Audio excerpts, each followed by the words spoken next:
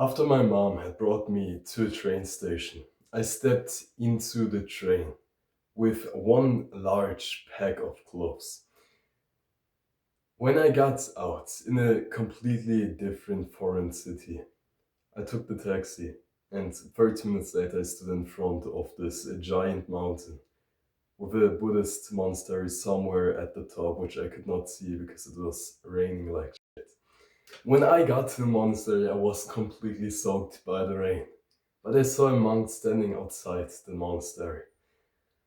I went up to him, he said hello. He told me where my room was going to be for the next week. And I got into my room. The sun was going down already. And had a good night of sleep. The next morning, I woke up at 6:30. Went down into the kitchen and helped my other partners, which were living there as well in the monastery, to cook breakfast for the monks. Breakfast and lunch we had to cook, but after that, our timetables were completely empty, so we had nothing to do. Meaning, I could sit in the Dharma hall and meditate the whole time. I meditated like 4 hours a day. Sometimes by a pond in the sun, sometimes in the Dharma hall, which was completely silent. At the end of the week, my father picked me up from the monastery. But it was lunchtime, so he also was invited to eat lunch with us. Not with the monks, they were eating separately, but with us. So I prepare the foods, and he goes into the kitchen and sees me, how I'm just broadly smiling. And in that time in the monastery, where there were no influences from the outside, like I had no phone. Of course, we had to give it away. We lived in complete silence, blocked off. We had only books related to Buddhism. So we tried to get this wholesome mind state. My father said that he had never seen me this happy before. So in this video, I'm going to help you reclaim your healthy mind state. So the first point is to kill distractions. As I've done in the monastery, with the phone, with outside contacts, you should as well kill distractions, as many as you can. So what you need to do is kill social media and outside contacts from media, so also the news. You've heard this, you haven't done it. Meaning completely detox for 1 month at least. And during that time, you will feel how there's less input into your brain, less fears instilled into you. Because, well, media tells us what we should think about, right? We give media our attention, so it stays in our minds. We give attention and we get thoughts. But the things we pay attention to aren't that wholesome. They don't make us happy. I don't want to hear about wars, they don't make me happy. I'm gonna add some things which you haven't really thought about. So, music, you can't listen to music where somebody sings either. Because they also have a message. You will also have the lyrics in your mind of the people singing. So you can go over to maybe some piano music, but no singer. You don't want a message. The distraction, even bigger than social media, is yourself. You have this voice in your mind which comes from all the input, and it will lots of times just tell you things you don't want to do, things you're scared of. This voice will always rot the things you're gonna do, will rot your so good day because you had one shit encounter. Having you think about if you said hello too much like a bitch. Kill that voice. The voice represents all your negative thoughts that you have about yourself or even others. So, thirdly, the third distraction is thinking about other people in a bad way. Of course, if you think about people, hey, he's so good at doing that, he's so good at doing that, great. He's so good at doing that, I wish I could be as good as him. It gets critical there, right? So if you see a person as inspiration, of course, keep him there and work up to be at his level, right? But don't look at yourself in a bad way either. And don't look at other people, don't judge other people basically. So you may have seen the video on how to stop cringing at yourself. If you cringe at yourself, this is also a negative mind state. Mostly though, if you're a bit more advanced, like in the middle, you will then judge other people and cringe at other people. Don't do that either. We don't care about the outside world basically. We're just here. We're enjoying our time. We're trying to get better at our stuff. But we don't need anybody else to put us into some perspective. So the second point is constant attention. I'm gonna give you a tool now which you can use in your daily life to boost your life quality by 60% at least. This is constant attention. The tool constant attention means that you constantly give attention to the outside world. Because if you give attention to the outside world, well, okay, you don't think as much. You might still think, oh, that's a beautiful tree. I like the sun today.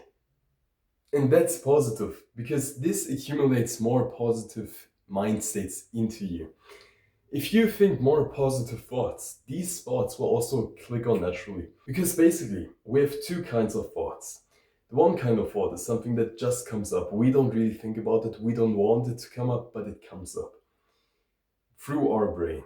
Now, the second thought is the one which we actually put attention to. So, when you've done math, you have thought about the result of some question and you think, okay, if I add that to that, what will it be? This is the thought which you bring up. But the thoughts that you bring up are also the ones which, oh, this looks pretty today. Oh, I'd like to compliment this person. Oh, I hate this.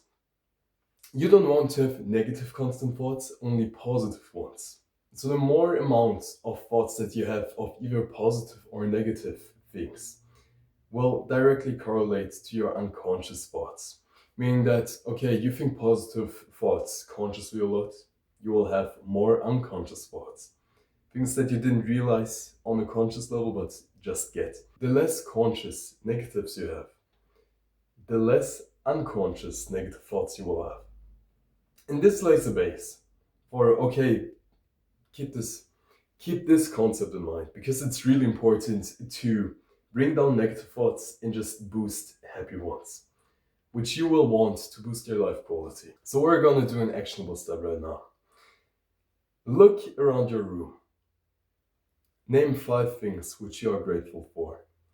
Or just things you like. Maybe you like the color of the wall. Maybe you like the lamp that you have on top of you.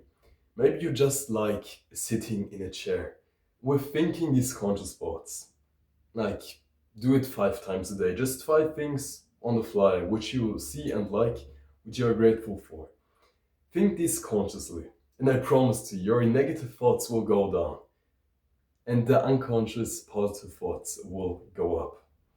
And lastly, what many people need to hear, including you. You're doing well, bro. So right now, name you one thing you're proud of today. Maybe it was just getting up. Maybe it was brushing your teeth. Maybe it was actually hitting a great workout. Learning a lot. Doing a thing you didn't want to do, but you had the discipline to do it anyway. You can be proud of that. And just because there's people with a way higher achievement on the thing you are getting better at right now, this does not mean anything. You can't think, oh, these people which have completely different lives, by the way, are doing better than me. Most of the time they either had more time or they just put more effort into it. And honestly, if you live your life, nobody can do it better than you. Because you know what you want to achieve, right? Or even if you don't, you can still do the good habits and still boost your life quality up to enjoy your day. Maybe you're getting better at sport, for example, wrestling like me. But then there's a guy which completely dominates you in training. What do you think of this guy as, oh, he's so much better than me, I should just quit? No, you should not. You will completely fuck this guy up in 2 years because you're putting in more effort. And there's no thing as slow progress. Okay, maybe some people learn faster than you, so what? You can still make your progress. Your progress isn't correlated to anybody else's. You don't need to care if Bob goes 2 times quicker in reading than you. Of course, he has the advantage, but do you really need an advantage to achieve what you want to do? Competition is great, but not in the kind of way where you need to constantly think about the other person is currently doing an app workout. You can take this as motivation, as fire. But this fire will burn you over time. It will drain you to think that this guy in your mind does push-ups right now, but you're doing a different thing. You're reading right now. I swear, you have meditated before, and you thought of something that you need to do, that you have on your to-do list. Like maybe you still need to head to the gym, maybe you still need to do homework. You will sweat and you will feel stress. This stress will lead to, oh, why didn't I do this? Why didn't I do that? Kill that voice again, as I've said in the beginning. And then over time, just work on getting this wholesome mind state of having conscious positive thoughts and with that unconscious positive thoughts. It's no effort. After I've meditated on the last evening, I've had a small glimpse of a small part of enlightenment. It was the last day in the monastery for me, and the monks had a special day. I don't know what it was exactly. I believe maybe the end of a rain season or the beginning of one. I sat there from 20 to 22 p.m. and was meditating, thinking thoughts, feeling my body when I just went out. I just existed. And then when I got back out of the meditation, when the monks were also leaving and going to bed, I was slowly getting up and I had so much energy because not having negative thoughts, not even having positive thoughts, gave me so much energy. So, my advice to you, go a bit more in the monk mode direction.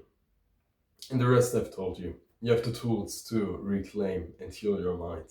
So with that being said, a smile, get up and get to work.